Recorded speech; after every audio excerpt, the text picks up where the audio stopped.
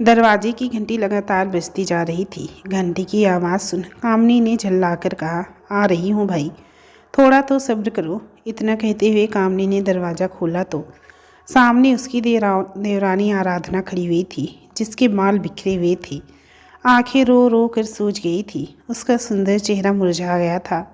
आराधना की ऐसी हालत देखकर कामनी का दिल किसी बुरी आशंका से घबराने लगा। उसने जल्दी से पूछा, क्या हुआ आराधना? तुमने अपनी क्या हालत बना रखी है? माँ जी तो ठीक है, तुम इतनी जल्दी क्यों लौट आई?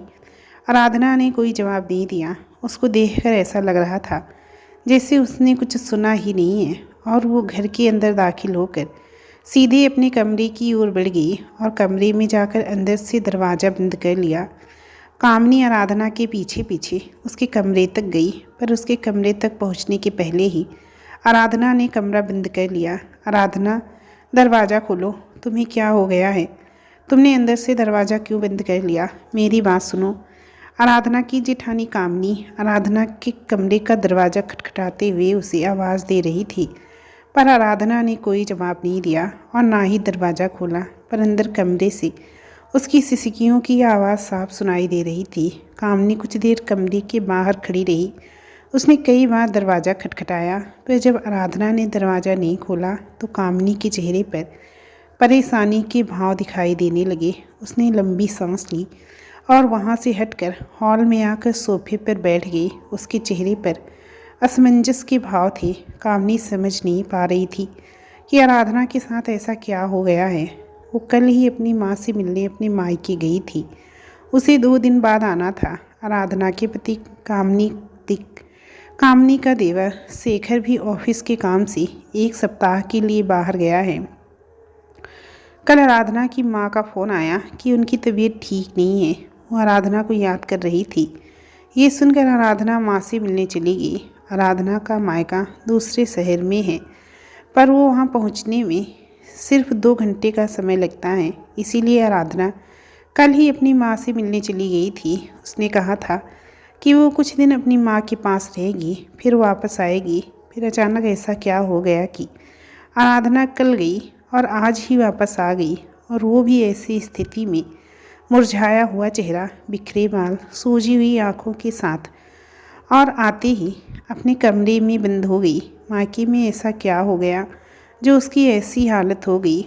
इस समय घर पर और कोई भी नहीं था, ना ही देवर शेखर ऑफिस के काम से शहर के बाहर गया है। कामनी के पति विनय अपनी कंपनी की तरफ से 6 महीने के लिए अमेरिका गए हुए हैं, और सास अपनी बहन की बेटी की शादी में गई हुई है। कामनी के दोनों बच्चे कॉलेज की तरफ से नैनीताल गए हुए थे। कामनी को समझ नहीं आ रहा था कि वो क्या करे, किससे बात करे। तभी उसने सोचा कि वो आराधना की माँ को फ़ोन करके पूछे कि वहाँ ऐसा क्या हुआ जो आराधना ऐसी हालत में यहाँ आई है।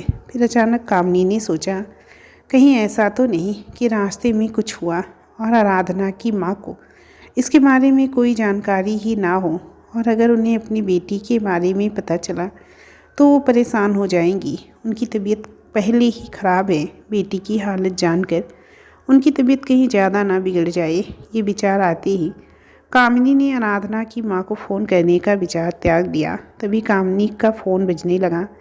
कामिनी ने देखा फ़ोन आराधना की माँ का था। उसने जल्दी से फ़ोन उठा लिया। उधर से घबराई हुई आवाज़ आई, बेटी कामिनी, आराधना का फ़ोन स्विच ऑफ आ रहा है। वो घर पहुँची कि नहीं? मेरा मन बहुत घबरा रहा है। वो मेरे रोकने के बाद भी यहाँ से चली गई। पता नहीं अचानक उसे क्या हो गया। मैंने उसे बहुत रोकने की कोशिश की, पर वो बिना कुछ कहे यहाँ से चली गई। माँ जी, उसने तो यहाँ जाने से पहले कहा था कि वो 4-5 दिन आपके पास रहेगी, फिर अचानक दूसरे दिन ही क्यों लौट आई? माँ जी, क्या वहाँ कुछ हुआ था? कोई लड़ाई झगड़ा? आराधना अभी थोड़ी देर पहले ही पहुँची है, पर वो पहले वाली आराधना नहीं है। वो तो कोई टूटी असहाय चोट खाई औरत लग रही है। उसके होठों की हंसी, उसके चेहरे की गर्वीली मुस्कान, उसका गुरूर सब टूटा बिखरा हुआ दिखाई दे रहा है।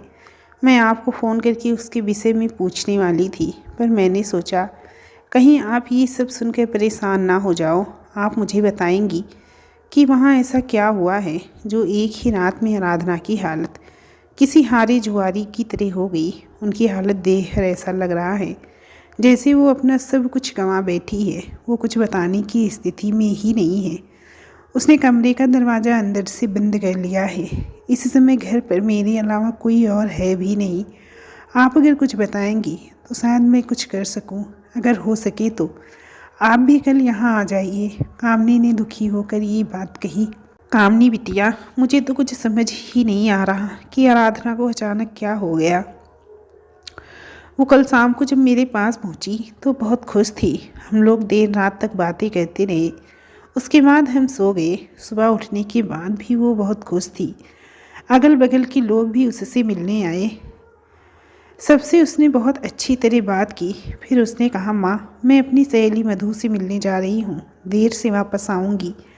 पर वो जल्दी ही वापस आ गई और अपना सामान पैक कर बोली कि वो अपने घर जा रही है। मैंने पूछा, अचानक घर क्यों जा रही हो? उसने वीरान नज़रों से मुझे देखा। उसकी आंखों में दर्द ही दर्द दिखाई दे रहा था। मैंने बहुत पूछने की कोशिश की, क्या हुआ उसे? वो तो खुशी खुशी अपनी सहेली से मिलने गई थी। वहाँ ऐसा क्या हुआ जो वो दर्द की सौगात लेकर लौटी? बस, और इससे ज़्यादा मैं कुछ नहीं जानती बेटी। तुम उससे बात करो और उसके मन के दर्द को जानने की कोशिश करो। मेरा मन बहुत घबरा रहा है। इतना कहकर आराधना की माँ फूट फूट कर रोने लगी। माँ जी, आप रोइए नहीं, चुप हो जाइए। मैं कल ड्राइवर को गाड़ी लेकर भेज दूँगी। आप यहाँ चली आइए, हम दोनों मिलकर आराधना से बात करेंगे। अभी माँ जी, इन्हें और देवर जी को कुछ बताना ठीक नहीं है। पहले हम आराधना से बात करें, तब किसी से कुछ बताया जाए। जब तक हमें पूरी जानकारी ना हो जाए, किसी और को परेशान करना उचित नहीं है। कामिनी ने गंभीर लहजे में कहा, तुम ठीक कह रही हो बेटी, मैं कल आ जाऊंगी। इतना कहकर आराधना की माँ ने फ़ोन काट दिया। आराधना की माँ की बात सुनकर कामिनी और परेशान हो गई। मधु के घर पर ऐसा क्या हुआ था जो आराधना को इतना परेशान कर गया कि वो टूट कर बिखर गई? यही सोचती हुई कामिनी फिर से आराधना के कमरे की ओर चल पड़ी। ये सोचकर शायद अब वो दरवाज़ा खोल दे। आराधना, दरवाज़ा खोलो। जब तक तुम कुछ कहोगे नहीं, हमें कैसे पता चलेगा कि मधु के घर पर ऐसा क्या हुआ जिसने तुम्हारी ये हालत कर दी? तुम्हारी माँ का फ़ोन आया था। उन्होंने मुझे बताया कि तुम अपनी सहेली मधु से मिलने गई थी। मेरी बात सुनो, दरवाज़ा खोलो। अगर तुमने दरवाज़ा नहीं खोला तो मुझे शेखर को बताना होगा। तुम जानती हो वो कितना प्यार करता है तुमसे। ये बात मैं नहीं, तुम खुद कहती हो। जब वो तुम्हारे बारे में सुनेगा तो घबरा जाएगा। क्या तुम चाहती हो कि वो परेशान हो और अपना अधूरा काम छोड़कर यहाँ चला आए? कामनी ने अपना आखिरी दाव फेंका। कामनी की बात सुनकर आराधना की सिसकियाँ और तेज हो गई। फिर अचानक कमरे में सन्नाटा छा गया। कामनी वहीं खड़ी। कुछ देर बाद दरवाज़ा खुला। सामने आराधना खड़ी थी। आराधना को देखकर कामनी चौंक गई। आराधना के बाल अभी भी बिखरे हुए थे। आंखें रो रो कर सूज गई थी। पर अब आराधना के शरीर पर सुहागिनों के चिन्ह नहीं थे। न उसकी मांग में सिंदूर था, न माथे पर बिंदिया, और न ही शरीर पर रंगीन साड़ी। आराधना ने इस समय सफ़ेद रंग की साड़ी पहनी हुई थी। उसके गले में मंगलसूत्र भी नहीं था। आराधना का ऐसा रूप देखकर कामनी सकते में आ गई। उसने आगे बढ़कर आराधना को झकझोरते हुए कहा, आराधना, तुम्हें क्या हो गया है? तुमने ऐसा रूप क्यों बनाया हुआ है? क्या हुआ शेखर को? शेखर कहाँ है? तुम कुछ बोलती क्यों नहीं? ये सब क्या है? कुछ तो बताओ। मेरा दिल बैठा जा रहा है। प्लीज़ आराधना, कुछ तो बोलो, कुछ तो बोलो। ये सब क्या है? कामनी ने रोते हुए पूछा। कामनी की बात सुनकर पहले आराधना खिलखिलाकर हंसने लगी, फिर अचानक चुप हो गई। फिर मुस्कुराकर कामनी की तरफ देखकर कहने लगी, भाभी, आपको तो पता है कि मैं श्रृंगार शेखर के लिए करती हूँ। अब मुझे श्रृंगार करने की कोई ज़रूरत नहीं है। शेखर ने मुझसे मेरा श्रृंगार, मेरा स्वाभिमान, मेरी आत्मा सब कुछ छीन लिया। आपको पता है भाभी, उसने तो मेरे जीने की आस, मेरे गुरूर को तोड़ दिया। भाभी, मेरा गुरूर टूट गया, मेरा गुरूर टूट गया। इतना कहते कहते आराधना बेहोश होकर ज़मीन पर गिरने लगी। कामनी ने बहुत मुश्किल से उसे गिरने से बचाया। वो आराधना को संभालते हुए उसके साथ ज़मीन पर बैठ गई। दीनू काका, काका, बिंदिया, जल्दी यहाँ आओ, देखो आराधना बेहोश हो गई है। कामनी ने घबरा कर जोर से आवाज़ लगाई। कामनी की आवाज़ सुनकर दीनू काका और बिंदिया दौड़ते हुए कमरे में पहुँचे। वहाँ का दृश्य देखकर चौंक गए। फिर दोनों ने सबसे पहले आराधना को उठाकर बिस्तर पर लिटा दिया। उन दोनों के चेहरे पर भी घबराहट और आश्चर्य के भाव दिखाई दे रहे थे। बड़ी भाभी, छोटी भाभी यहाँ कैसे? ये तो अपनी माँ से मिलने गई थी। ये कब आई और इन्हें क्या हो गया? छोटी भाभी ने कैसे कपड़े पहने हैं? इन्हें तो सफ़ेद रंग से नफरत है। बड़ी भाभी, ये सब क्या है? बिंदिया ने आश्चर्य से पूछा। हाँ बहू रानी, ये सब क्या है? और छोटी बहू मायके से कब लौटी? और ऐसी हालत में मैं तो बिंदिया को लेकर बाजार चला गया था घर का सामान लेने। अभी अभी जैसे मैं घर में दाखिल हुआ, आपकी आवाज़ सुनकर मैं तो घबरा गया। दीनू काका ने गंभीर लहजे में कहा। काका, मुझे कुछ नहीं पता, क्या हुआ, कैसे हुआ, किसने किया। मैं तो खुद कुछ नहीं समझ पा रही हूँ कि आराधना के साथ ऐसा क्या हुआ। अभी 2 घंटे पहले ही तो ये यहाँ आई है, तब से कमरे में बंद थी, और जब बाहर निकली तो बहकी बहकी बातें करने लगी और फिर बेहोश हो गई। कामनी ने चिंता जाहिर करते हुए कहा। उसके चेहरे पर चिंता की लकीरें साफ दिखाई दे रही थी। उधर बिंदिया पानी लेकर आराधना के चेहरे पर छींटे मारने लगी। आराधना ने धीरे धीरे अपनी आंखें खोली। उसके चेहरे पर उदासी और आंखों में वीरानी छाई हुई थी। वो शून्य में देखे जा रही थी। आराधना को होश में आया देखकर कामिनी उसके पास आकर बैठ गई और बहुत प्यार से उसके बालों पर हाथ फेरने लगी। कामिनी का प्यार देखकर आराधना की आंखें भर आई और उसकी आंखों से आंसुओं की धारा बहने लगी। उसने रोते हुए कहा, भाभी, मेरी सुंदरता का गुरूर टूट गया। शेखर ने मेरा गुरूर तोड़कर मुझे जिंदा लाश बना डाला। इससे अच्छा था वो मुझे जान से मार देता। उसने ऐसा क्यों किया भाभी? क्यों किया मैंने? उसका क्या बिगाड़ा था? मैंने उस पर भरोसा किया और उसने मेरी ही पीठ में खंजर भोंक दिया। भाभी, मुझ में क्या कमी है? क्या मैं सुंदर नहीं हूँ? अपनी सुंदरता को बनाए रखने के लिए ही तो मैं माँ नहीं बनी। शेखर का प्यार मेरा गुरूर था, आज भी टूट गया। आराधना इतना कहते कहते फिर से रोने लगी। आराधना को रोता देखकर कामनी ने उसे चुप कराते हुए कहा, आराधना, क्या बात हुई है? तुम कैसी बहकी बहकी बातें कर रही हो? शेखर ने तुम्हारा गुरूर तोड़ दिया। उसने तुम्हें धोखा दिया। मुझे कुछ समझ नहीं आ रहा है। तुम कहना क्या चाह रही हो? साफ साफ बताओ, पहेलियाँ ना बुझाओ। मेरा दिल बैठा जा रहा है। कामनी ने आराधना को देखते हुए परेशानी भरे स्वर में पूछा। आराधना ने कामनी की बात का कोई जवाब नहीं दिया और अपनी ही रौ में कहती रही, भाभी, क्या आप सभी को पता था कि शेखर ऑफिस के काम के बहाने कहाँ जाता है? आराधना, होश में आओ। कामनी ने आराधना को झकझोरते हुए चिल्लाकर कहा और उसके मुंह पर एक थप्पड़ जड़ दिया।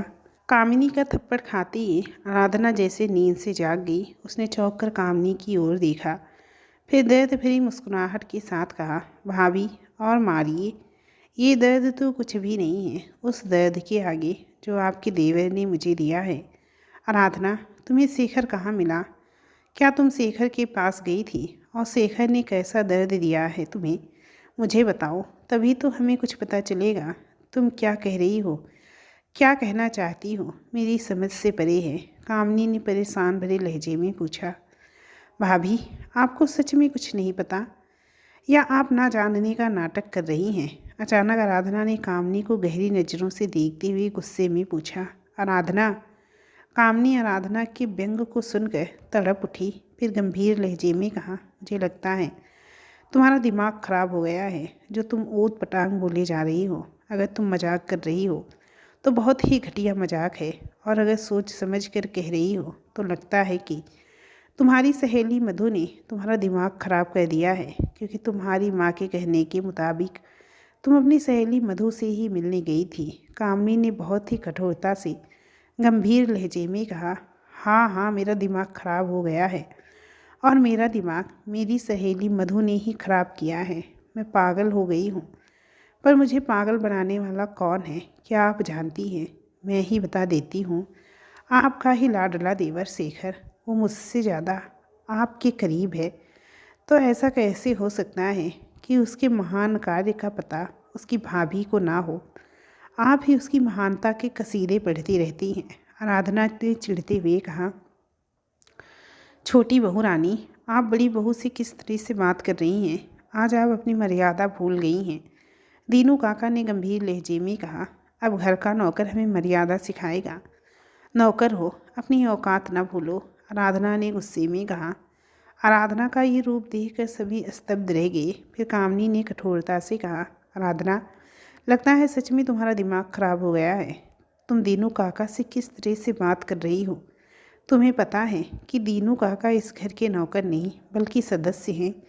तुम जानती हो पापा जी उन्हें अपना छोटा भाई मानते हैं। तुमने मेरा अपमान किया, मैंने बर्दाश्त कर लिया, पर मैं दीनू काका का अपमान बर्दाश्त नहीं कर सकती। मुझे समझ नहीं आ रहा है कि तुम्हें क्या हो गया है।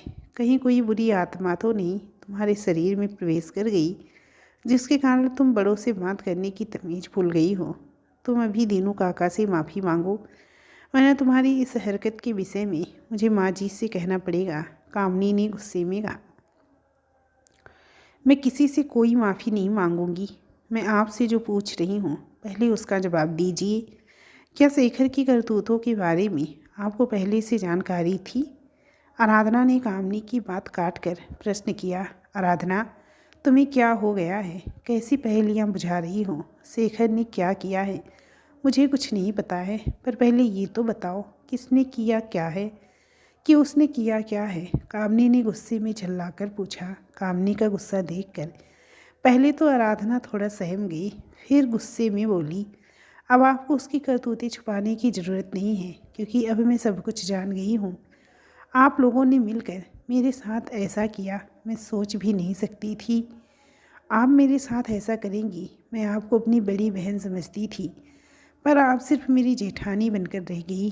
कामनी ने आराधना की बात सुनकर लंबी सांस ली और गंभीर लहजे में कहा, अब मैं तुमसे कुछ नहीं पूछूंगी। तुम्हें बताना है तो बताओ, वरना जब शेखर आएगा तो मैं खुद उससे पूछ लूँगी। इतना कहकर कामनी वहाँ से जाने लगी।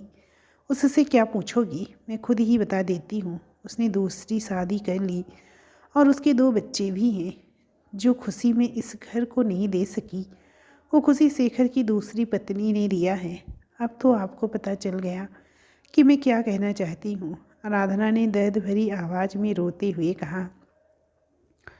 आराधना की बात सुनकर कामनी स्तब्ध होकर सुनती रह गई। उसे अपने कानों पर विश्वास नहीं हो रहा था। वो आश्चर्यचकित होकर कामनी को देखे जा रही थी। वो बोलने की कोशिश करने लगी, पर उसके मुंह से आवाज़ नहीं निकल रही थी। वो बहुचक्की सी खड़ी रह गई। आराधना की बात सुनकर उसका सिर चकराने लगा। वो अपना सर पकड़कर वहीं बिस्तर पर बैठ गई। फिर अचानक कामनी के मुंह से आह भरी दर्द में डूबी आवाज़ निकली, ये नहीं हो सकता, शेखर ऐसा नहीं कर सकता। वो तुम्हें ऐसा दर्द नहीं दे सकता। आराधना, कह दो जो तुमने कहा वो सब झूठ है। छोटी बहू रानी, आप ये क्या कह रही हैं? शेखर बेटवा ने दूसरी शादी कर ली, वो भी बिना किसी को बताए। ये हो ही नहीं सकता। आपको ज़रूर कोई गलतफहमी हुई है। शेखर बेटवा ऐसा नहीं कर सकते। दीनू काका ने अविश्वसनीय लहजे में कहा। छोटी भाभी, बापू ठीक कह रहे हैं। छोटे भैया ऐसा कर ही नहीं सकते। वो तो आपको बहुत प्यार करते हैं। बिनिया ने भी अपने पिता का समर्थन करते हुए कहा। नहीं, शेखर मुझे प्यार नहीं करता था, वो सब दिखावा था। वो जिससे प्यार करता है उसके साथ अपनी अलग दुनिया बसा चुका है। शेखर मेरी दौलत से प्यार करता था, इसीलिए उसने मुझसे शादी की। जब उसे मेरी दौलत मिल गई तो उसे मेरी ज़रूरत भी नहीं रही। वो 10 सालों से मुझे बेवकूफ़ बना रहा था और मैं बेवकूफ़ बनी रही। मैं उसके फरेब को समझ ही नहीं पाई कभी। शायद मेरे सौंदर्य के गुरूर ने मेरी आंखों पर पट्टी बांध दी थी, जिससे मैं कुछ देख ही नहीं सकी। मेरी ही दौलत पर मेरा पति अय्याशी करता रहा और मुझे कुछ पता ही नहीं चला। मेरे जैसा बेवकूफ़ दुनिया में कोई दूसरा हो ही नहीं सकता। इतना कहकर आराधना फिर रो पड़ी। मुझे अभी भी तुम्हारी बातों पर विश्वास नहीं हो रहा है। आराधना, तुम्हें शेखर कहाँ मिला? तुमने अभी तक बताया नहीं, और आज अचानक ये खबर तुम्हें किसने दी? तुम कुछ साफ साफ बताओगी। तुम तो अपनी माँ के पास गई थी, वहाँ तुम्हें शेखर कहाँ मिल गया? वो तो अपने ऑफिस के काम से मुंबई गया हुआ है, कामनी ने गंभीर लहजे में पूछा। भाभी, शेखर हर महीने ऑफिस के काम से मुंबई नहीं जाता, वो लखनऊ जाता है अपनी दूसरी पत्नी मधु के पास, आराधना ने दर्द भरी आवाज़ में कहा। कामनी ने आराधना का हाथ पकड़कर अपने पास बैठाया और बहुत ही प्यार से कहा, आराधना, तुम्हें ये सब किसने बताया? कहीं कोई तुम्हें बहका तो नहीं रहा है? तुम उसकी बातों में आ गई? नहीं भाभी, मुझे किसी ने बहकाया नहीं। मैंने अपनी इन्हीं आँखों से मधु को शेखर की बाहों में देखा है, आराधना ने रोते हुए कहा। तुम्हारी सहेली मधु जिससे तुम मिलने गई थी? कामनी ने धीरे से पूछा। हाँ, आराधना ने सपाट स्वर में कहा। तुमने वहाँ क्या देखा था? कामिनी ने पूछा। भाभी, इस बार जब मैं माँ के पास गई तो मेरी सहेली रमा मुझसे मिलने आई और उसने ही मुझे मधु के बारे में बताया। उसने कहा मधु अपने पति के साथ लखनऊ में ही रह रही है। मधु मेरी सबसे अच्छी सहेली थी। कॉलेज छोड़ने के बाद मधु अपने ननिहाल चली गई। उसके बाद उससे कभी मेरी मुलाकात नहीं हुई। इतने दिनों बाद मधु के बारे में जानकारी मिली तो उससे मिलने का मोह मैं नहीं छोड़ पाई और दूसरे दिन मैं मधु से मिलने उसके घर चली गई, जहाँ का पता रमा ने मुझे दिया था। वहाँ जाकर मैंने जो देखा उस पर विश्वास करना मेरे लिए आसान नहीं था भाभी, आराधना ने उदासी भरे लहजे में जवाब दिया। फिर वो खामोश हो गई। वहाँ क्या हुआ था? क्या तुम मधु से मिली? कामनी ने गहरी नज़रों से आराधना को देखते हुए पूछा। मैंने वहाँ जो देखा उसे देखने के बाद मैं अपने होश में ही कहाँ थी जो मैं मधु से मिलती। मैं मधु से बिना मिले ही वापस आ गई, आराधना ने दर्द भरी आवाज़ में रोते हुए कहा। आराधना, तुम बात को गोल गोल घुमाने की कोशिश कर रही हो। तुमने वहाँ ऐसा क्या देखा जो तुम होश में नहीं रही? तुम्हारी बातें मुझे अभी भी समझ में नहीं आ रही है। मधु के साथ तुमने किसको देखा? वो कौन था? कामनी ने गंभीर लहजे में पूछा। भाभी, वहाँ मधु के साथ शेखर था। दोनों एक दूसरे से लिपटे हुए ठहाके लगा रहे थे। कल उनकी शादी की सालगिरह थी। शेखर मधु के लिए हीरों का हार लेकर आया था। शेखर ने आज तक मुझे इतना महंगा तोहफा नहीं दिया, आराधना ने गुस्से में कहा। आराधना, जब तुमने वहाँ शेखर को मधु के साथ देखा तो तुम उसके सामने क्यों नहीं गई? तुम बिना उससे मिले क्यों लौट आई? तुम्हें उससे पूछना चाहिए था कि ये सब क्या है, कामनी ने गंभीर मुद्रा में कहा। भाभी, शेखर का धोखा देखकर मैं अपने होशो हवास में नहीं थी। मेरे सोचने समझने की शक्ति खत्म हो गई थी। भाभी, शेखर को मधु की बाहों में देखने के बाद मैं जिंदा कहाँ थी? मेरी तो उसी क्षण मौत हो गई थी। एक लाश किसी से कहाँ कोई सवाल जवाब करती है, आराधना ने दर्द में डूबी आवाज़ में कहा। अभी तुमने कहा ना कि उसके बच्चे भी हैं, कामनी ने फिर पूछा। हाँ, जब मैं लौट रही थी तो मैंने 2 बच्चों को घर के अंदर आते हुए देखा। उन्होंने मुझे देखकर पूछा था, आंटी आप किससे मिलने आई हैं? मैंने उनकी बातों का कोई जवाब नहीं दिया और गेट से बाहर निकल गई। आराधना ने कामनी को बताया। आराधना की बात पर कामनी, बिंदिया और दीनू काका को विश्वास ही नहीं हो रहा था, पर आराधना भी तो झूठ नहीं बोलेगी। उसके आंसू, उसका दर्द उसके सामने था, उसको भी तो नज़रअंदाज नहीं किया जा सकता था। थोड़ी देर कमरे में मौत का सा सन्नाटा छाया रहा। फिर अचानक कामिनी ने कहा, मैं शेखर से फ़ोन करके पूछती हूँ कि उसने हम सबको धोखा क्यों दिया। नहीं भाभी, अभी नहीं, उन्हें घर आने दीजिए, वरना सतर्क हो जाएंगे वो और कोई कहानी गढ़कर हम लोगों को सुना देंगे, आराधना ने जल्दी से कहा। ठीक है, मैं शेखर से मधु के विषय में कुछ नहीं पूछूंगी, पर अब वो कब आ रहा है ये तो पूछ सकती हूँ, कामनी ने आराधना से कहा और शेखर को फ़ोन मिलाने लगी। थोड़ी देर बाद उधर से शेखर की आवाज़ आई। हेलो भाभी, आप कैसी हैं? वहाँ सब कैसे हैं? यहाँ आराधना को छोड़कर सब ठीक है। तुम घर कब आ रहे हो? कामनी ने गंभीर लहजे में कहा। भाभी, आराधना को क्या हुआ मुझे बताइए। उधर से शेखर की घबराई हुई आवाज़ सुनाई दी। कामनी ने शेखर की बात अनसुनी कहते हुए फ़ोन काट दिया। इधर अपनी भाभी की बात सुनकर शेखर परेशान हो गया। उसके चेहरे पर चिंता की लकीरें दिखाई देने लगी। उसको परेशान देखकर मधु ने पूछा, शेखर क्या हुआ? भाभी ने क्या कहा जिसे सुनकर तुम परेशान हो गए? मधु, भाभी ने सिर्फ इतना कहा कि आराधना को छोड़कर सब ठीक है।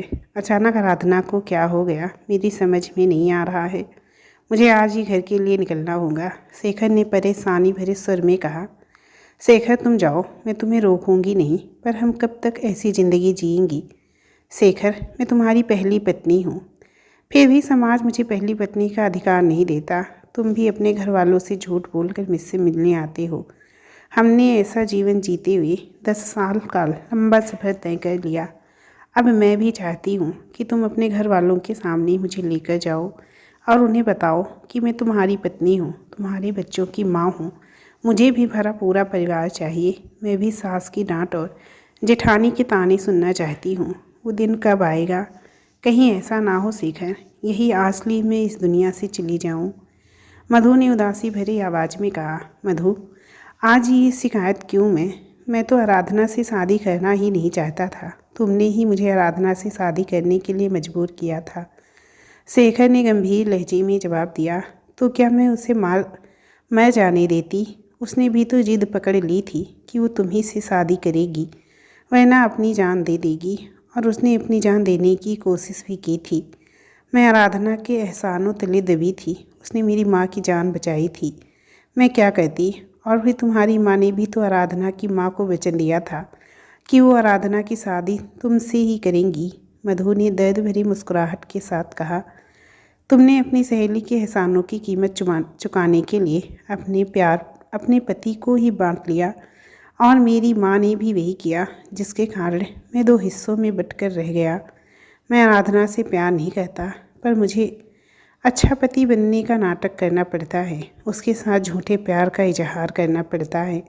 मैं आराधना और घर वालों के सामने अच्छा बनने का दिखावा करते करते थक गया हूँ। मधु, आराधना किसी से प्यार नहीं करती, वो खुद से प्यार करती है। उसे मुझसे प्यार नहीं है, और ना कभी था। जब मैंने उससे शादी करने से मना कर दिया तो उसके गुरूर को चोट पहुंची। वो तिलमिला उठी और उसने मुझे पाने के लिए जान लेने का नाटक किया था, और सभी उसके नाटक में फंस कर रह गए। उसे अपनी सुंदरता और पैसे पर बहुत गुरूर था। जब मैं उसकी सुंदरता और पैसे से प्रभावित नहीं हुआ तो उसने मुझे पाने के लिए जान देने का हथकंडा अपनाया। तुम्हारे और माँ के कारण मैं मजबूर हो गया और मुझे उस मगरूर लड़की से शादी करनी पड़ी। शेखर ने गंभीर लहजे में जवाब दिया। ये तुम क्या कह रहे हो शेखर? क्या तुम आराधना से प्यार नहीं करते, सिर्फ दिखावा करते हो? मधु ने आश्चर्यचकित होकर पूछा। शेखर की बात सुनकर मधु के चेहरे पर प्रसन्नता छा गई। उसके दिल को ये संतोष हुआ कि शेखर सिर्फ उसे ही प्यार करते हैं, उसके पति के प्यार का बंटवारा नहीं हुआ है। आज भी अपने पति के हृदय तल पर उसका एक छत्र अधिकार है। तभी शेखर के दोनों बच्चे पापा पापा कहते हुए वहां आकर शेखर से लिपट गए। शेखर ने भी उन्हें अपने से लिपटा लिया। पापा, कल आप मेरे स्कूल आएंगे ना? शेखर के बेटे सूरज ने पूछा। शेखर ने लंबी सांस ली और फिर फीकी मुस्कुराहट के साथ कहा, नहीं सूरज, मुझे आज रात को ही वापस जाना है। तुम्हारी दादी जी की तबीयत ठीक नहीं है। लेकिन पापा, आपने कहा था कि इस बार आप मेरे जन्मदिन पर हमारे साथ रहेंगे। आप दादी जी को यहीं बुला लीजिए। दादी हमारे साथ क्यों नहीं रहती? मेरे दोस्तों की दादी उनके साथ रहती हैं। सूरज ने मायूस होते हुए कहा। हाँ पापा, भैया ठीक कह रहे हैं, हमारी दादी हमारे साथ क्यों नहीं रहती? शेखर की बेटी पीहू ने भी अपने भाई का समर्थन करते हुए पूछा। अपने दोनों बच्चों की बात सुनकर शेखर और मधु एक दूसरे का चेहरा देखने लगी। उनके पास उनकी बातों का कोई जवाब नहीं था। फिर शेखर ने बात बदलते हुए जल्दी से मुस्कुराते हुए कहा, ठीक है, इस बार मैं तुम्हारी दादी को साथ लेकर आऊँगा, पर इसके लिए मुझे उनके पास जाना होगा। सच पापा? क्या इस बार आप दादी जी को साथ लेकर आएंगे? सूरज और पीहू दोनों ने एक साथ पूछा। हाँ, मैं सच कह रहा हूँ। अच्छा, अब तुम लोग अपने कमरे में जाकर पढ़ाई करो, शेखर ने कहा। शेखर की बात सुनकर दोनों बच्चे अपने कमरे की ओर चले गए। बच्चों के जाने के बाद मधु ने आश्चर्यचकित होकर शेखर को देखा। उसके चेहरे पर गुस्से के साथ गंभीरता छाई हुई थी। मधु के गंभीर रूप को देखकर शेखर ने मुस्कुराते हुए कहा, तुम गुस्से में मुझे ना देखा करो। मैं तुम्हें देखकर मेरी दीवानगी बढ़ जाती है क्योंकि तुम गुस्से में बहुत सुंदर लगती हो। मधु ने कोई जवाब नहीं दिया। वो गुस्से में मुंह फुलाकर बैठी रही। तब शेखर ने फिर छेड़ा, अरे यार, क्या आज मेरा कत्ल करने का इरादा है?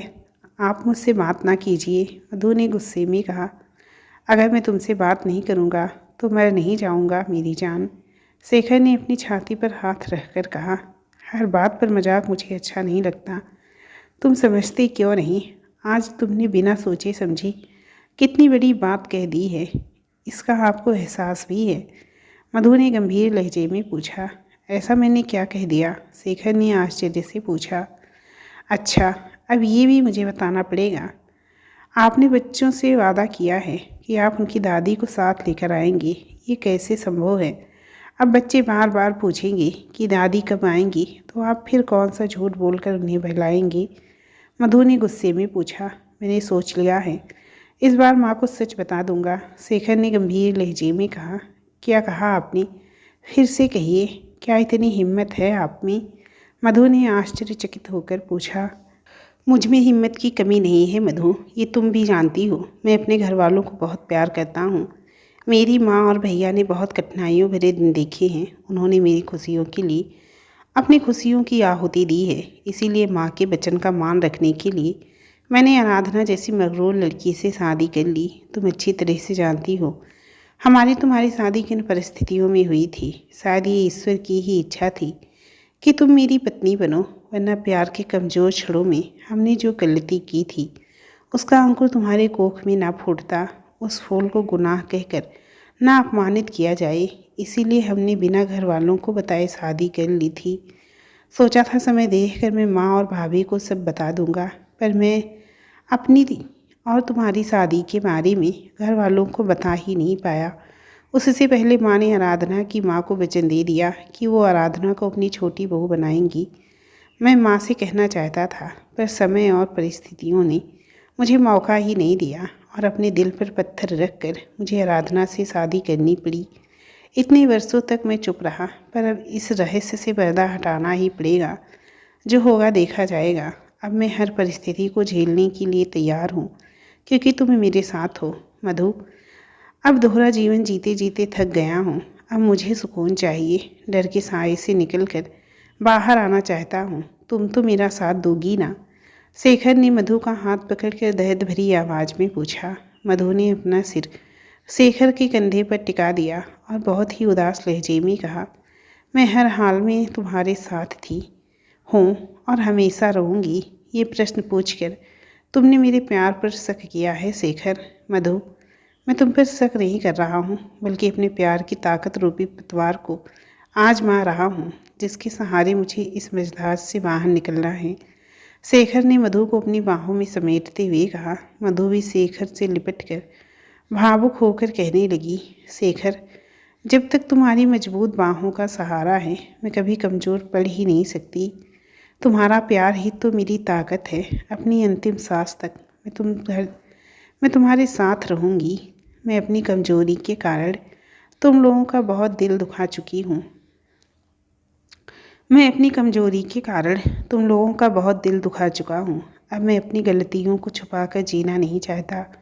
अब समय आ गया है कि मैं अपनी गलतियों को सुधारने का प्रयास करूं। मैं मानता हूं ये इतना आसान नहीं होगा। जब हमारी असलियत सबके सामने आएगी तो हमारे बीच में बहुत बड़ा तूफान आएगा। हो सकता है कि इस तूफान में मेरा परिवार मुझसे बिछड़ जाए, पर इस डर से अब मैं पीछे नहीं हटूंगा।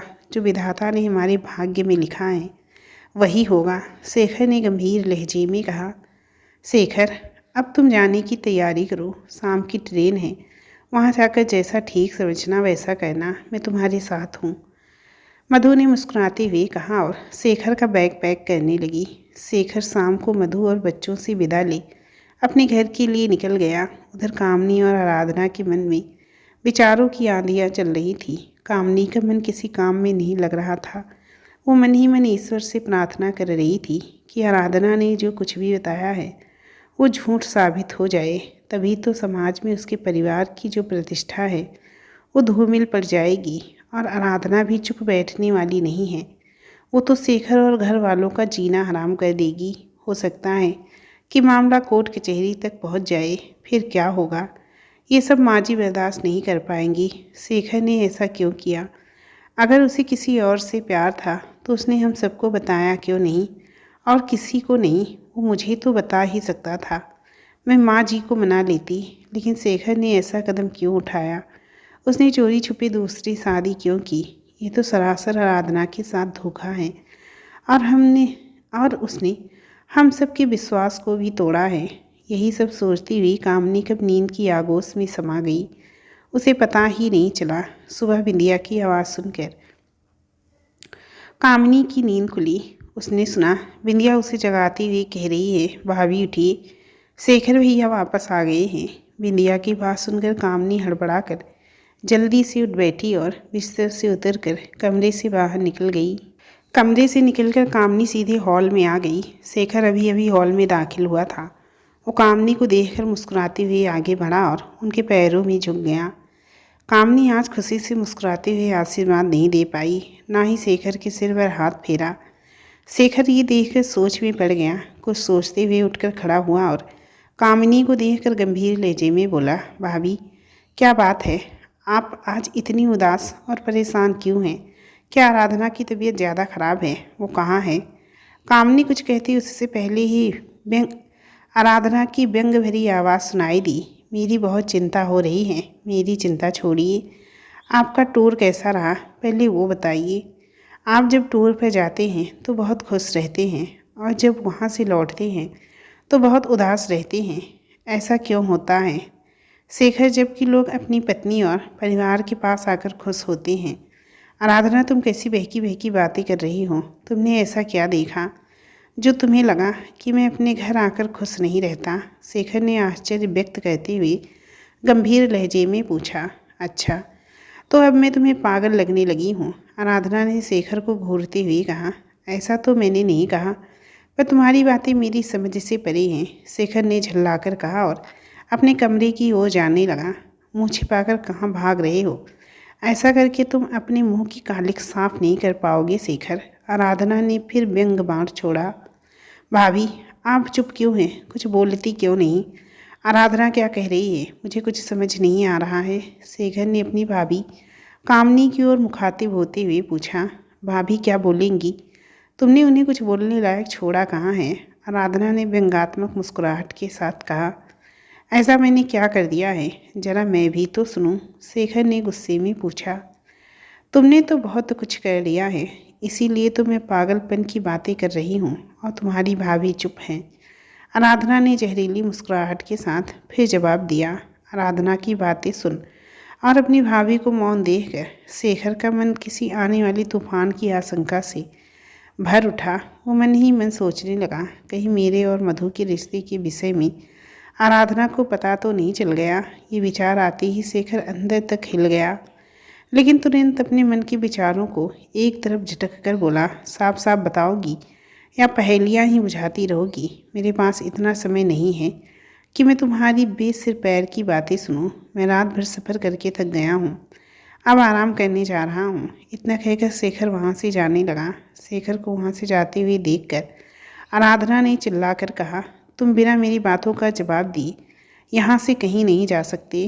तुम पागल हो गई हो क्या, जो जाहिलों की तरह चिल्ला रही हो? भाभी आप आराधना को कुछ क्यों नहीं कह रही हैं? शेखर ने गुस्से में कहा। हाँ मैं पागल हो गई हूँ, पर तुम्हारी बेशर्मी की दाद देनी पड़ेगी जो मुझसे आंख मिलाकर बात कर रहे हो। आराधना ने गुस्से में दांत पीसते हुए कहा। मैंने क्या बेशर्मी की है? बेशर्मी तो तुम कर रही हो। आज तक तुम्हारा ये रूप सिर्फ मैंने बंद कमरे में देखा था, पर आज तुम्हारी बेशर्मी कमरे के बाहर भी शुरू हो गई है, वो भी भाभी और काका के सामने। शेखर ने गुस्से में कहा। तुम्हारी बेशर्मी के आगे मेरी बेशर्मी तो कुछ नहीं है। पहले अपने गिरेबान में झांक कर देखो, तुम कितने बड़े धोखेबाज और बेशर्म हो जो अपनी बेशर्मी छुपाने के लिए मुझ पर चिल्ला रहे हो। आराधना ने आपे से बाहर होते हुए जवाब दिया। बस बहुत हुआ, अब तुम दोनों चुप हो जाओ। कामनी जो अब तक चुप खड़ी उन दोनों की बातें सुन रही थी, उसने कठोर लहजे में कहा, भाभी आप मुझे चुप नहीं करा सकती। मुझे मेरे सवालों के जवाब चाहिए और वो शेखर को देना पड़ेगा। आप मेरे दर्द को क्यों समझेंगी? आपके पति ने तो आपके साथ विश्वासघात नहीं किया है, तो आपको क्यों फ़र्क पड़ेगा? आग तो मेरे जीवन में लगी है। आप सबने मिलकर मेरा जीवन बर्बाद कर दिया है। मैं किसी को नहीं छोड़ूंगी, तुम सबको बर्बाद करके रहूंगी।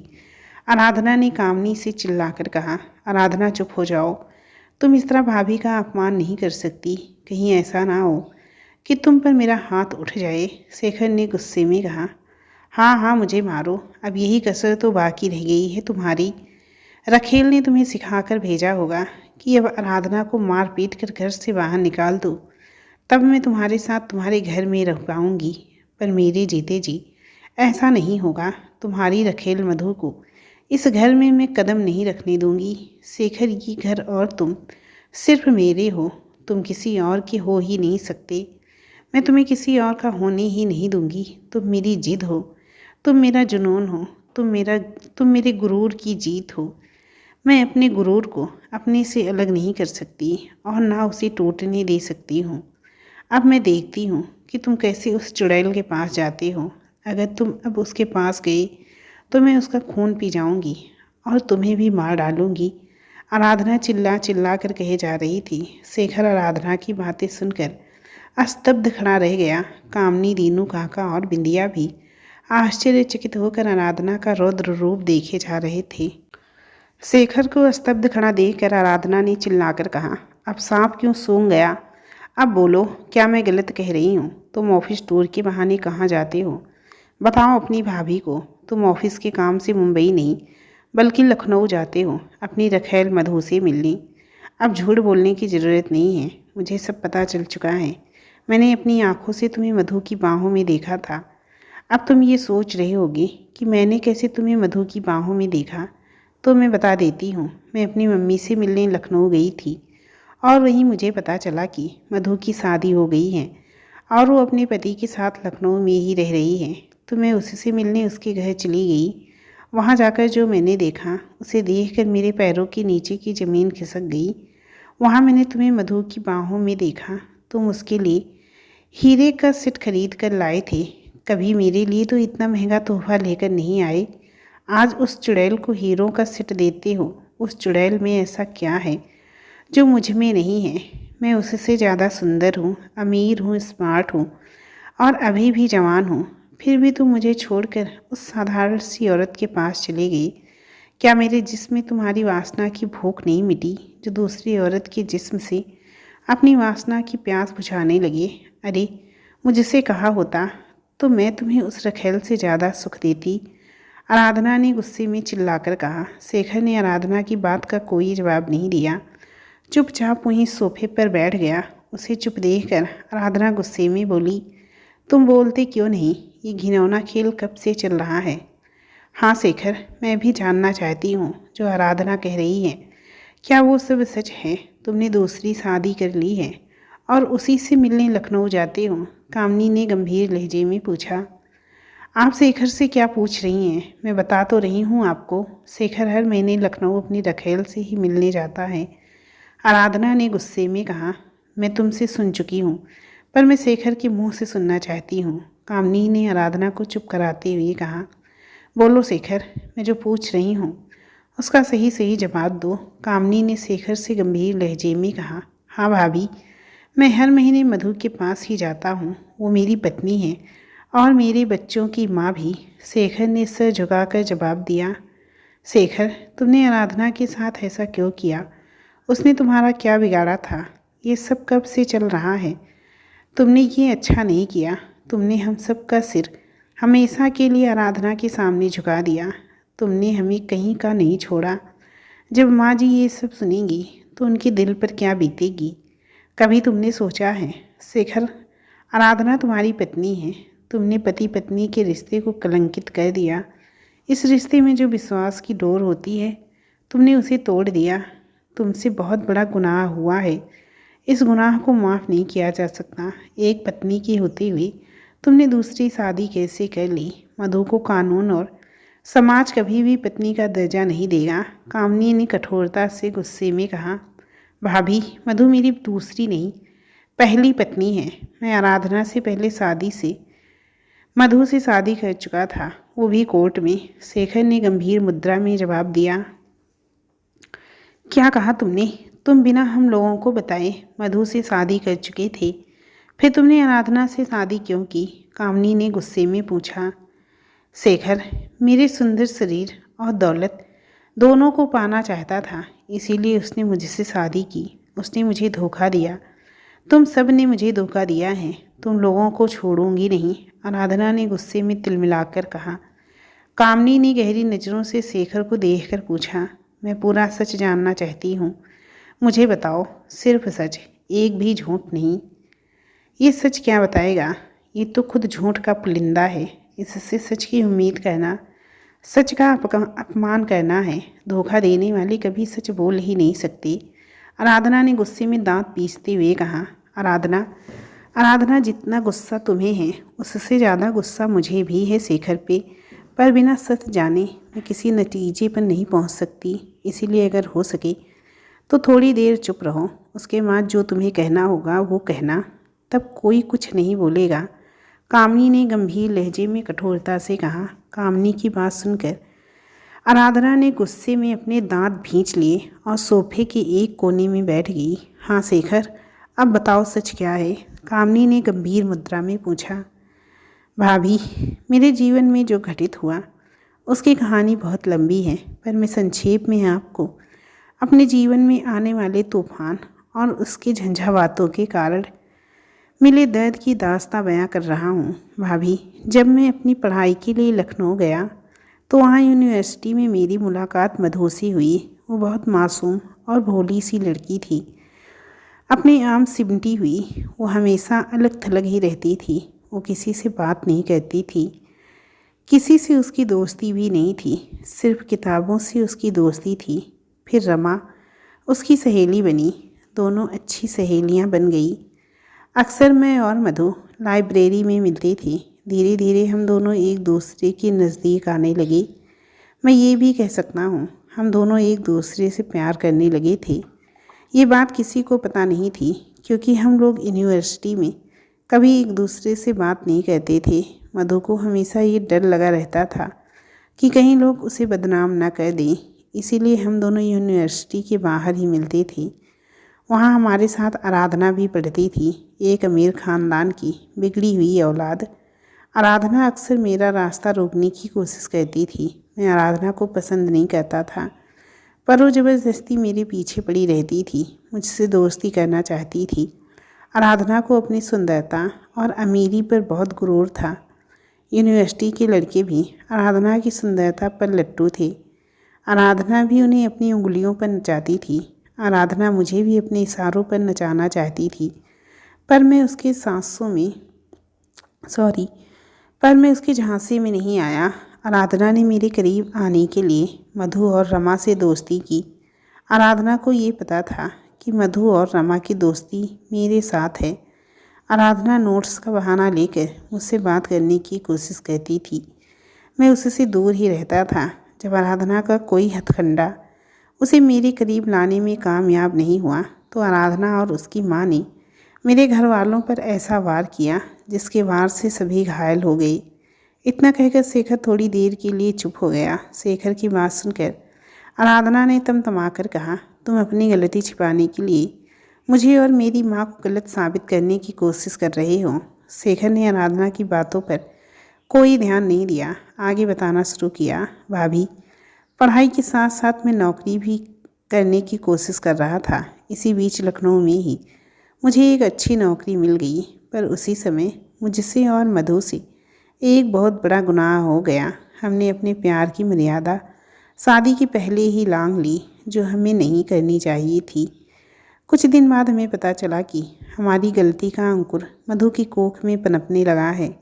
इसीलिए मुझे जल्दबाजी में मधु से शादी करनी पड़ी। इस शादी की खबर मधु की माँ को छोड़कर किसी और को नहीं थी। मैंने सोचा था कि समय मिलते ही मैं अपनी शादी की बात आप लोगों को बता दूंगा। तभी मुझे सूचना मिली कि पापा को दिल का दौरा पड़ा है और वो अस्पताल में भर्ती हैं। जब मैं लखनऊ से यहाँ आया तो माँ ने मुझे बताया कि उन्होंने मेरी शादी आराधना से तय कर दी है। शादी के कार्ड भी छपकर बांटे जा चुके हैं। ये सब सुनकर मैं स्तब्ध रह गया। पापा को दिल का दौरा पड़ा था। अगर मैं उस समय शादी के लिए मना कर देता तो ये सदमा बर्दाश्त नहीं कर पाती। इसीलिए मैं चुप रहा, क्योंकि मैं अपने पापा की मौत का कारण नहीं बनना चाहता था। उस समय मेरी मनोस्थिति कैसी थी ये कोई नहीं समझ रहा था। एक तरफ पापा की ज़िंदगी थी, दूसरी तरफ मेरा प्यार। मैं समझ ही नहीं पा रहा था कि मैं किस तरफ जाऊं। तब बहुत सोच समझकर मैंने मधु से बात की। तब मधु ने मुझसे कहा कि तुम आराधना से शादी कर लो। मेरी जैसी पत्नी तुम्हें दूसरी मिल सकती है, पर पिता इस जन्म में दोबारा नहीं मिल सकता। मधु का त्याग देखकर मेरा सिर उसके सामने हमेशा के लिए झुक गया। तब मैंने निर्णय लिया कि मैं आराधना से शादी अपने पापा की ज़िंदगी बचाने के लिए करूँगा, पर मैं मधु को कभी नहीं छोड़ूंगा। उसको पत्नी का अधिकार दूंगा और आराधना को भी कभी कोई शिकायत का मौका नहीं दूंगा। मैंने ऐसा करने की कोशिश भी भाभी। मैंने आराधना को सच्चे मन से अपनी पत्नी स्वीकार किया। मैं मानता हूँ कि मैं मधु को भी नहीं छोड़ सका, क्योंकि वो मेरा पहला प्यार थी और मेरे बच्चों की माँ भी। पर भाभी, शायद आप लोगों को ये नहीं पता है कि आराधना की माँ ने हमारे साथ कितना बड़ा धोखा किया था। शेखर ने आराधना की ओर देखते हुए गंभीर लहजे में कहा, मैंने और मेरी माँ ने क्या धोखा दिया है तुम लोगों को? धोखा तो तुमने दिया है मुझे और मेरी माँ को, आराधना ने गुस्से में कहा। वो धोखा क्या था, उस पर से पर्दा मैं आज उठाऊंगा। उस राज को मैं कितने वर्षों से अपने मन में छुपा कर रखा है। भाभी, उस राज और धोखे को जानकर आप लोग भी स्तब्ध रह जाएंगे और मुझे पूरा विश्वास है कि आप लोग मुझे माफ़ कर देंगे। शेखर ने रहस्यमयी नज़रों से आराधना को देखते हुए कहा। शेखर की बात सुनकर कामनी, रेनू काका, आराधना और बिंदिया आश्चर्यचकित होकर शेखर को देखने लगी। भाभी, शायद आपको याद होगा कि पापा को दिल का दौरा बिजनेस में घाटा होने के कारण पड़ा था, पर शायद आपको ये नहीं पता कि पापा के बिजनेस में घाटा आराधना की माँ के कारण हुआ था। उन्होंने पापा के बिजनेस पार्टनर को अपनी तरफ मिला लिया था। पापा बिजनेस के घाटे को बर्दाश्त नहीं कर सके और उन्हें दिल का दौरा पड़ गया। फिर उसी समय आराधना की माँ ने बिजनेस में अपना पैसा लगाने की बात कर माँ को अपनी झूठी सहानुभूति के जाल में फंसाकर अपनी बेटी की शादी की बात कर ली, क्योंकि आराधना ने अपनी माँ से कहा था कि वो मुझसे शादी करके मेरा गुरूर तोड़ेगी। आराधना मुझे पाने के लिए किसी भी सीमा तक जा सकती थी। इसका सबसे बड़ा उदाहरण था जहर खाने का नाटक करना। माँ और आप लोग ये समझ ही नहीं सके कि आराधना ने जहर खाने का नाटक किया था। इस नाटक के बारे में मुझे बाद में पता चला, जब हमारी शादी हो गई थी। शेखर ने जब आराधना की माँ और आराधना के धोखे की बात कही तो कामनी को इस पर विश्वास ही नहीं हुआ। वो अविश्वसनीय नज़रों से आराधना को देखने लगी। आराधना ने जल्दी से चिल्लाते हुए कहा, शेखर झूठ कह रहा है। ये अपने गुनाह को छिपाने के लिए मुझे और मेरी मम्मी को गुनहगार साबित करने की कोशिश कर रहा है। ये झूठ नहीं, बिल्कुल सच है। इसका सबूत भी मेरे पास है। जब तुम अपनी जीत का गुणगान अपनी सहेली रमा से कर रही थी तो मैंने सब कुछ अपने कानों से सुना था और उसे मोबाइल में रिकॉर्ड कर लिया था, पर मैंने तुम्हारी इस नीचता के विषय में घर में किसी को कुछ नहीं बताया, क्योंकि मैं नहीं चाहता था कि तुम घर वालों की नज़रों में गिर जाओ, क्योंकि तुम मेरी पत्नी बन चुकी थी। पर तुम्हें तो मुझे अपने कदमों में झुकाना था, इसीलिए तुम कमरे के अंदर मुझे बात बात पर अपमानित करती थी। तुम मेरे नज़दीक भी नहीं आती थी। तुम चाहती थी कि मैं पति का अधिकार पाने के लिए तुम्हारे आगे गिड़गिड़ाऊँ, तब तुम मुझे अपने नज़दीक आने दोगी, पर मैंने ऐसा नहीं किया। तो तुम कुछ दिन बाद खुद ही मेरे नज़दीक आई। मैंने तुम्हें माफ़ कर दिया, पर तुम अपने गुरूर को कम नहीं कर सकी। तुम्हारा गुरूर दिन प्रतिदिन बढ़ता ही गया और एक दिन तुमने मुझसे कहा कि तुम माँ बनने वाली हो, पर तुम माँ बनकर अपने सौंदर्य को ख़राब नहीं कर सकती, इसीलिए तुम अबॉर्शन करवाना चाहती हो।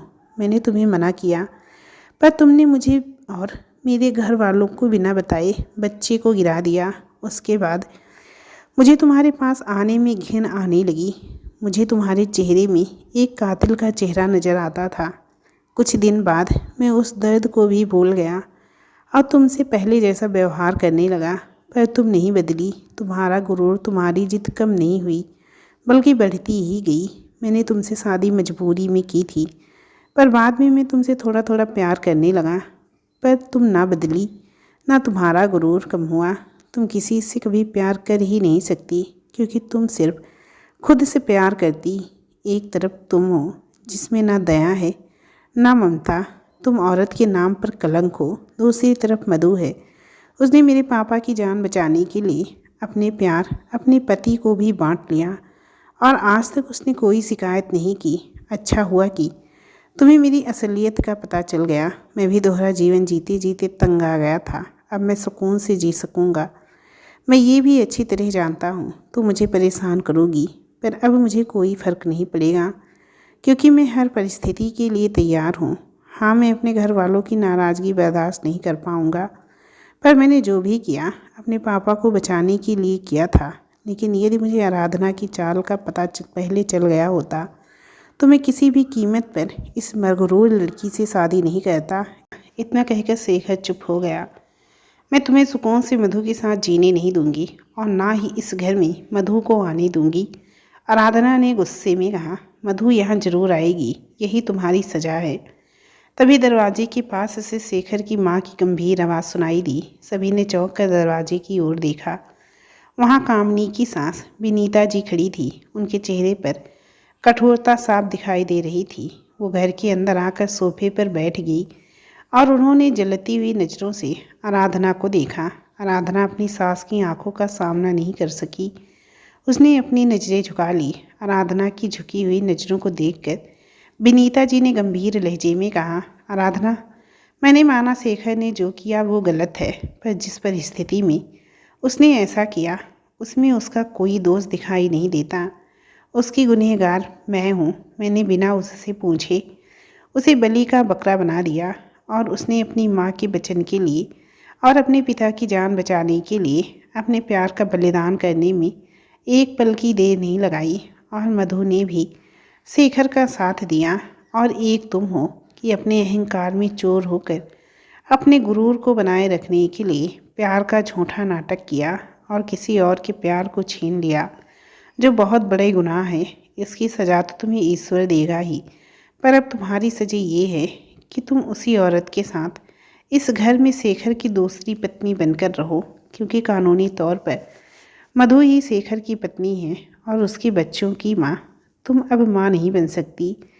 इसीलिए भी कानून शेखर को दूसरी शादी की इजाज़त आसानी से दे देगा। ये बात तुम अच्छी तरह से जानती हो। मैं चाहूँ तो तुम्हें इस घर से जाने के लिए कह सकती हूँ, पर मैं एक औरत हूँ, इसीलिए समझती हूँ कि तुमने बहुत बड़ा गुनाह किया है, पर तुम्हें सुधारने का एक मौका मिलना चाहिए। अगर तुम यहाँ सबके साथ रहना चाहो तो रह सकती हो, वरना तुम अपनी माँ के पास जा सकती हो। पर मधु इस घर की बहू के रूप में यहाँ आएगी, यही मेरा प्रायश्चित होगा। मैंने अनजाने में दो प्यार करने वालों को दूर किया था, अब मैं उन्हें एक करके अपने पापों का प्रायश्चित करना चाहती हूँ। मैं तुम्हें भी यही सलाह दूंगी आराधना, कि तुम भी यहीं रहो, क्योंकि गुरूर जब टूटता है तो व्यक्ति स्वयं टूट कर बिखर जाता है। तब उस व्यक्ति को सिर्फ प्यार के धागों से बांध कर जोड़ा जा सकता है।